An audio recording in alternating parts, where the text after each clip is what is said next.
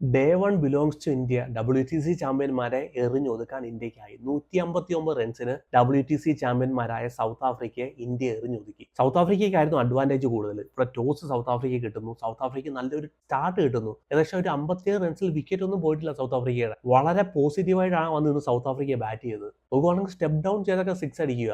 ഇന്ത്യയിൽ വന്നിട്ട് ആദ്യത്തെ 10 ഓവറിനകത്ത് സ്റ്റെപ്പ് ഡൗൺ ചെയ്തൊക്കെ സിക്സ് അടിക്കുക എന്നൊക്കെ പറഞ്ഞാൽ വലിയൊരു സംഭവം തന്നെയാണ് വിദേശ ടീമുകൾ. സോ നോക്കുവാണെങ്കിൽ ഒരു പോസിറ്റീവ് ഇൻറ്റൻറ്റോടെ വരുന്നു, നല്ലൊരു സ്റ്റാർട്ടിനെ കിട്ടുന്നു. പക്ഷെ ബുംറ വന്ന് ആ സ്റ്റാർട്ടിനെ തകർക്കുന്നു. ഇന്ന് ബുംറയുടെ ആ ഒരു മാജിക്കൽ സ്പെല്ല് ഇല്ലായിരുന്നെങ്കിൽ, ആ ഒരു 5 വിക്കറ്റ് നേട്ടം ഇല്ലായിരുന്നെങ്കിൽ മേ ബി കളി സൗത്ത് ആഫ്രിക്കയുടെ വശത്തോട്ട് പോയിരുന്നേനെ. ഇന്നത്തെ ദിവസം ഇന്ത്യയെ സംബന്ധിച്ചിടത്തോളം നിരാശ നൽകുന്നതായി പോയേനെ. പക്ഷെ ബുംറ മാച്ചിനെ ഇന്ത്യയുടെ കയ്യിലോട്ട് കൊണ്ട് കൊടുക്കുന്നു. അതുപോലെ തന്നെ മാക്രത്തിനെ ഒരു അൺഈവൻ മൗണ്ട്സ് വരുന്നു, കോഡ് ബിഹൈൻഡ് ആയിട്ട് വിക്കറ്റ് കീപ്പറിന്റെ കയ്യിലോട്ട് കൊണ്ട് കൊടുക്കുന്നു. ഋഷഭ് പന്തിന്റെ കയ്യിൽ ഋഷഭ് പന്ത് മനോഹരമായിട്ട് ഒരു ഡൈവിംഗ് ക്യാച്ച് കിട്ടി. അതുപോലെ തന്നെ കുൽദീപ് യാദവ് വന്നിട്ട് ബാബുമെ പറഞ്ഞു വിടുന്നു. അത് നല്ലൊരു ക്യാപ്റ്റൻസി ആയിരുന്നു കേട്ടോ, എടുത്തു പറയണം.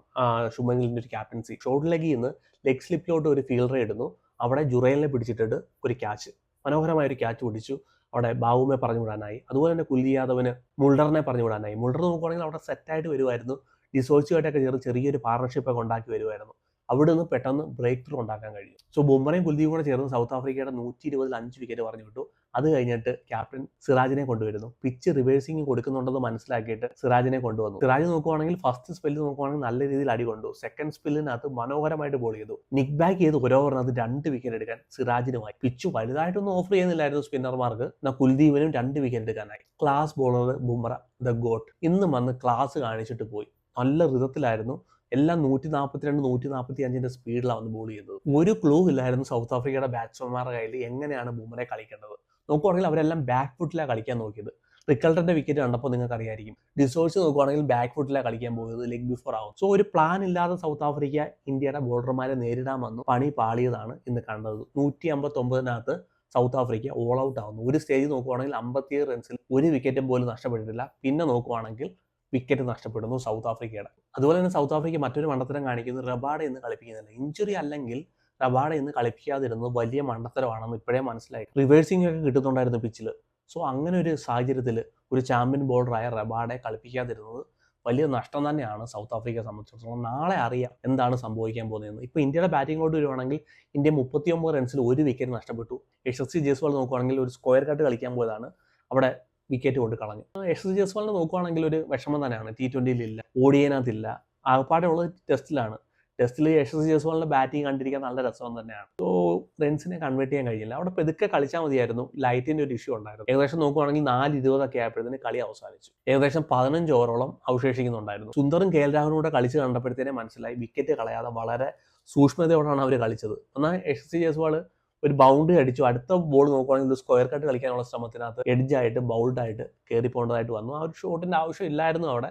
അൺലക്കി എന്ന് പറയാം അവിടെ. ഇനിയല്ല ഇന്ത്യയുടെ ബാറ്റ്സ്മാൻമാരുടെ കയ്യിലാണ്. സോ ഇന്ന് എന്തായാലും സുന്ദറാണ് നമ്പർ 3 കളിക്കാൻ വന്നത്. സോ സായി സുദർശന്റെ കാര്യം എന്താണെന്ന് അറിയാൻ വയ്യ. ഇന്ത്യ നോക്കുവാണെങ്കിൽ T20-ലും ടെസ്റ്റിലും എക്സ്പെരിമെന്റ് ചെയ്തുകൊണ്ടേ ഇരിക്കുകയാണ് നമ്പർ 3. ODI-ലാണെങ്കിൽ വിരാട് കോഹ്ലിയാണ്. എക്സ്പെരിമെന്റ് ചെയ്യാൻ പറ്റത്തില്ല നമ്പർ 3. വിരാട് കോഹ്ലി വിട്ടുകൊടുക്കുമെന്ന് തോന്നുന്നില്ല.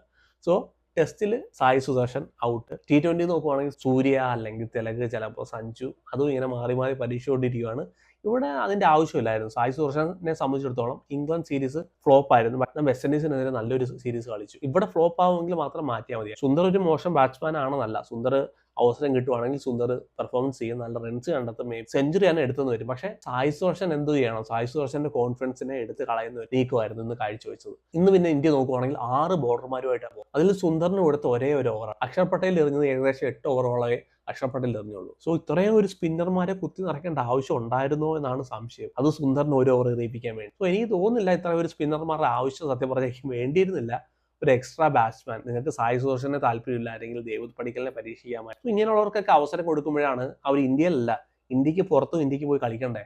ന്യൂസിലാൻഡിൽ പോയി കളിക്കണം, ഓസ്ട്രേലിയയിൽ പോയി കളിക്കണം, അതുപോലെ ഇംഗ്ലണ്ടിൽ പോയി കളിക്കണം. സോ അങ്ങനെയൊക്കെ കളിക്കുന്ന ഒരു സാഹചര്യത്തിൽ ബാറ്റ്സ്മാൻമാർക്ക് കൂടുതൽ അവസരം കൊടുത്താൽ മാത്രമേ അവർക്ക് കളിക്കാൻ കഴിയത്തുള്ളൂ. സോ ഇന്ന് നോക്കുവാണെങ്കിൽ ആ ഒരു അവസരം കിട്ടുന്നില്ല. ഓൾറൗണ്ടർമാർക്കാണ് ഇപ്പോൾ ഇന്ത്യൻ ടീമിൽ ചാകാൻ. ആരൊക്കെ ഓൾറൗണ്ടർമാരുണ്ടോ അവരെയൊക്കെ പ്രൊമോട്ട് ചെയ്യും, ആരൊക്കെ ഓൾറൗണ്ടർ അല്ല അവരെല്ലാം താഴോട്ട് പോകുന്ന ഒരു അവസ്ഥ. നീ ഇന്ത്യയുടെ ബാറ്റിലോട്ട് വരുവാണെങ്കിൽ എങ്ങനെയാണ് സുന്ദറും KL രാഹുലും കൂടെ ചേർന്ന് നാളത്തെ ഒരു 1 അവർ സർവൈവ് ചെയ്യാൻ കഴിയുന്നത്? അതനുസരിച്ചിരിക്കും ഇന്ത്യയുടെ ബാറ്റിംഗ്. ഇവിടെ ഇന്ത്യ ഒരു 200-നകത്തോ 250 റൺസിനകത്തോ ഒക്കെ ഓൾ ഔട്ട് ആവുകയാണെങ്കിൽ, എന്തെങ്കിലും ഒരു സർപ്രൈസ് ആയിട്ട് സൗത്ത് ആഫ്രിക്ക ഒരു 250 സ്കോറൊക്കെ ഇന്ത്യയുടെ കയ്യിലോട്ട് വെച്ച് കൊടുക്കുകയാണെങ്കിൽ, സെക്കൻഡ് ഇന്നിങ്സ് അല്ലെങ്കിൽ ഡേ 4-ലൊക്കെ വന്ന് ഇവിടെ ബാറ്റ് ചെയ്യുക എന്ന് വെച്ചാൽ അത്ര എളുപ്പമുള്ള പരിപാടിയേ അല്ല.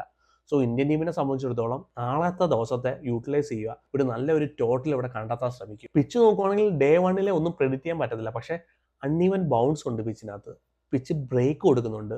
ചില ബോളൊക്കെ നോക്കുവാണെങ്കിൽ അവരുടെ കേശവ് മഹാരാജ് വന്നിട്ട് ചില ബോളൊക്കെ ടേൺ ചെയ്യിക്കുന്നുണ്ടായിരുന്നു. രാഹുൽ ജസ്റ്റ് എസ്കേപ്പ് ആണ് കേശവ് മഹാരാജിന്റെ കയ്യിൽ നിന്ന്. അതുപോലെ തന്നെ സൈമൺ ഹാമറും വന്നിട്ട് മനോഹരമായിട്ട് ബോൾ ചെയ്തു. നല്ലൊരു ബോളറാണ്.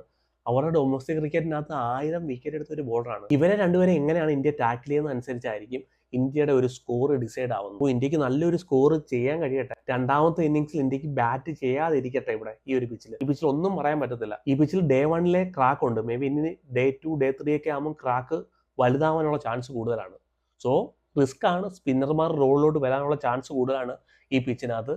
KL രാഹുലിന്റെ സുന്ദറിന്റെ ഒരു ക്ലാസ് ബാറ്റിംഗ് എന്തായാലും ഇന്ത്യക്ക് ആവശ്യമുണ്ട്. 8 വരെ ഇന്ത്യക്ക് ബാറ്റിംഗ് ഉണ്ട്. എല്ലാവരും കൂടെ ചേർന്ന് ഈ പിച്ചിന് പറ്റിയ ഒരു സ്കോർ ഒരു 400+ എങ്കിലും എത്തിക്കാൻ കഴിയട്ടെ. ആ ഒരു സ്കോർ ഇന്ത്യക്ക് എടുക്കാൻ കഴിയുവാണെങ്കിൽ എനിക്ക് തോന്നുന്നു ഇന്ത്യയുടെ സ്പിന്നർമാർ സെക്കൻഡ് ഇന്നിംഗ്സിൽ സൗത്ത് ആഫ്രിക്കയെ എറിഞ്ഞിടുമെന്ന് വിചാരിക്കുന്നു.